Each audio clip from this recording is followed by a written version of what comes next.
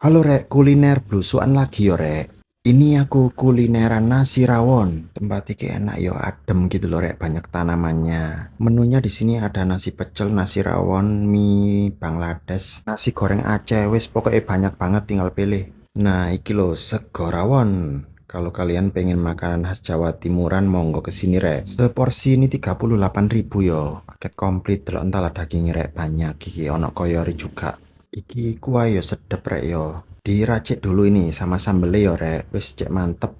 Makan sih yo lur. Sego iki yo enak rek punel. Terus dagingnya banyak yo. Ada bawang goreng, ada toge, kulo toge yang kecil kuyo enak banget. Ini juga ada telur asin nih. Wis pokoknya enak banget. Hampir mirip sama rawon Jawa Timur ya.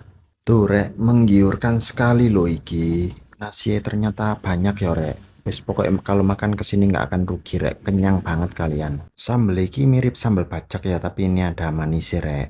Yang lidah Jawa Timuran wis monggo ya pokoknya mampir ke sini rek. Tak kasih alamatnya ya rek. Di online juga ada.